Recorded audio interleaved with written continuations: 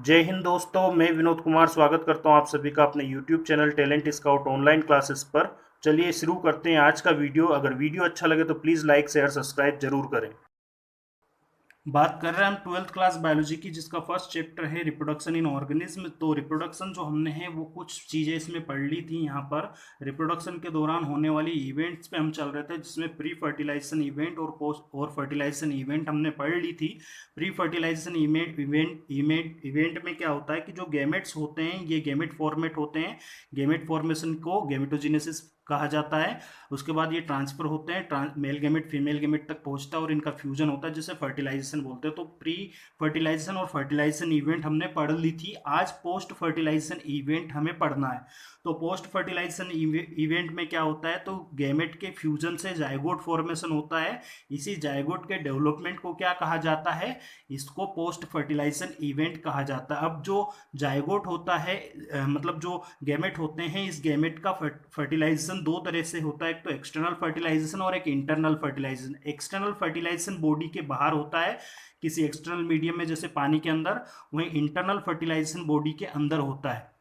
तो external fertilisation जब organism के अंदर होगा तो उसे सरवाइव करने के लिए ज़्यादा स्ट्रगल करना पड़ेगा। इसलिए इसकी बॉडी के आसपास या जायगोट के आसपास एक डैमेज रेसिस्टेंस थिक लेयर बन जाती है। किसके आसपास? एक्सटर्नल फर्टिलाइजेशन करने वाले ऑर्गेनिज्म के जायगोट के आसपास, जैसे फंजाई और एल्गी के अंदर ये हो सकता है। वहीं इंटरनल फर्टिलाइजेशन करने वाले ऑर्गेनिज्म के अंदर zygote already itself protect itself inside the body. So यहाँ पर किसी भी तरह की ऐसी लेयर फॉर्मेट नहीं होती है। जितने भी ऑर्गेनिज्म यहाँ पर धरती पर होते हैं उनका लाइफ साइकिल अलग अलग होता है, और इसी लाइफ साइकिल के आधार पर यहाँ पर जायगोट डेवलपमेंट की प्रोसेस होती है। जैसे हैप्लॉइड लाइफ साइकिल, ऐसे ऑर्गेनिज्म जिनके गैमेट भी हैप्लॉइड है, मतलब N set chromosome single set chromosome है, और उनकी लाइफ साइकिल भी हैप्लॉइड होती है, तो उनके अंदर मेयोसिस सेल डिवीजन होता है, जिसकी वजह से जो ऑफस्प्रिंग प्रोड्यूस होंगे वो भी हैप्लॉइड ही होंगे। अगर हम जायगोट की बात करें तो ये एक विटाल लिंक होती है, जो कि हमारे लाइफ की कंटिन्यूटी को बनाए रखती है। जितने भी ऑर्गेनिज्म हैं उन सभी के अंदर एक सिंगल सेल से ही लाइफ स्टार्ट होती है। मीन्स लाइफ सिंगल सेल से स्टार्ट होती है। इस सिंगल सेल को जायगोट ही बोला जाता है। ह्यूमन बींग्स के अंदर भी ऐसा ही होता है। अगर आगे हम यहाँ पर बात करें तो जो जायगोट फॉर्मेशन होता है, इस जायगोट फॉर्मेशन के अंदर अगली प्रोसेस होती है जिसको एम्ब्रियोजेनेसिस बोला जाता है। अब क्या होता है, जैसे जायगोट जब फॉर्मेट हो जाता है तो ये जायगोट डेवलप होता है। इसमें फर्दर डेवलपमेंट होता है, लगातार मेयोटिक सेल डिवीजन होता है, माइटोटिक सेल डिवीजन, और माइटोटिक सेल डिवीजन के कारण जायगोट डेवलप होकर एम्ब्रियो बनाएगा। इसी प्रोसेस को एम्ब्रियोजेनेसिस कहा जाता है। Embryogenesis in which the zygote develop to form embryo. Zygote develop होकर क्या बनाएगा? एम्ब्रियो। उसको एम्ब्रियोजेनेसिस कहेंगे। जितनी ज़्यादा रेट से माइटोटिक सेल डिवीजन होगा उतने ज़्यादा सेल्स के नंबर बढ़ेंगे, और सेल्स की नंबर बढ़ने के साथ साथ सेल डिफरेंटिनेशन होगा, और सेल डिफरेंटिनेशन होने के कारण ऑर्गेनिज्म में मॉडिफिकेशन होगा, जिससे ऑर्गन फॉर्मेशन होता है। ऑर्गन फॉर्मेशन को ऑर्गेनोजेनेसिस बोला जाता है। I hope you all understand it very well. आप सभी को इतना समझ आ गया होगा।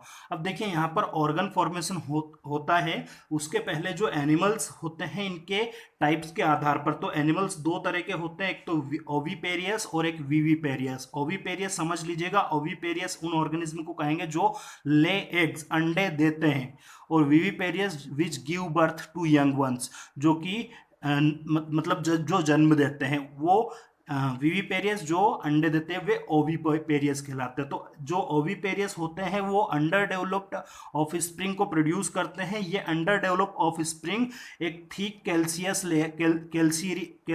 लेयर से कवर्ड रहता है। इस कैल्सियस लेयर से कवर्ड रहकर ये यहाँ पर ये कैल्सियस लेयर्ड है, जिससे ये कवर्ड होता है और प्रोटेक्ट रहता है इसके अंदर ऑफ स्प्रिंग। जब ये एग हैक होंगे तो यहाँ पर ऑफ स्प्रिंग इससे प्रोड्यूस हो जाते हैं, जबकि विविपेरियस डेवलप ऑफ स्प्रिंग को प्रोड्यूस करते हैं। इसलिए किसी तरह की कैल्सियस लेयर इनके जायगोट के आसपास फॉर्मेट नहीं होती, एम्ब्रियो के आसपास फॉर्मेट नहीं होती है।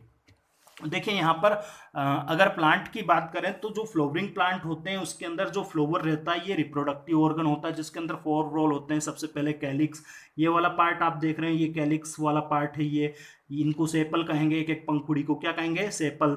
इसके बाद कोरोला आता है। तो ये वाली जो पार्ट आप देख रहे हैं ना, ये इस तरह का हिस्सा, ये किसका है, ये पंखुड़ियां, ये पेटल कहलाती है, सेपल पेटल। कैलिक्स बनते हैं सेपल से, पेटल से बनते हैं कोरोला। तो ये एक्सेसरी रोल होते हैं। कैसे होते हैं, एक्सेसरी रोल। एक्सेसरी का मतलब क्या होता है, एक्सेसरी का मतलब होता है जो रिप्रोडक्शन में हिस्सा ना ले लेकिन जरूरी होते हैं। इसके साथ एंड्रोसियम और गायनोसियम, ये एंड्रोसियम हो गया, ये गायनोसियम हो गया, ये रिप्रोडक्टिव रोल होते हैं। तो एंड्रोसियम के अंदर, एंड्रोसियम क्या होता है, ये मेल रिप्रोडक्टिव पार्ट होता है जिसमें स्टेमन क्या बनता है, जिसके अंदर स्टेमन बनता है। और ये जो स्टेमन रहता है यहाँ पर होते हैं पोलन ग्रेन। तो पोलन ग्रेन इसकी रिप्रोडक्टिव यूनिट है, गैमेट है, मेल गैमेट। यहाँ से ट्रांसफर होकर ये स्टिग्मा तक पहुंचेंगे, यहाँ से ये पोलन ट्यूब की मदद से कहाँ पहुंचेंगे, यहाँ पर। और यहाँ पर होता है ओव्यूल। ओवरी इसका बॉटम वाला पार्ट, जो ये इतना पार्ट, ये ओवरी कहलाएगा। और ओवरी के अंदर ये वाली जो स्ट्रक्चर आप अंदर देख रहे हैं, इस स्ट्रक्चर को कहेंगे ओव्यूल। ओव्यूल के अंदर ही जायगोट डेवलप होता है। अब यहाँ पर जब फर्टिलाइजेशन होता है उसके बाद जो एक्सेसरी रोल होते हैं, कैलिक्स, कोरोला, इसके साथ ही साथ अस वेल अस एंड्रोसियम सेट डाउन, ये सब गिर जाते हैं। और सिर्फ कौन सा पार्ट रह जाता है, गायनोसियम वाला पार्ट रह जाता है, ओवरी रह जाती है। और इसी के अंदर जायगोट डेवलप होकर एम्ब्रियो बनाएगा। एम्ब्रियो से सीड फॉर्मेट होंगे, कहां पर, यहाँ ओव्यूल के अंदर। और ये सीड जर्मिनेट होकर नए ऑर्गेनिज्म को जन्म देंगे। आई होप आप सभी को वीडियो अच्छा लगा होगा। वीडियो अच्छा लगे तो लाइक शेयर सब्सक्राइब जरूर करें। आज के वीडियो में इतना ही। Thank you very much for watching this video. Good bye.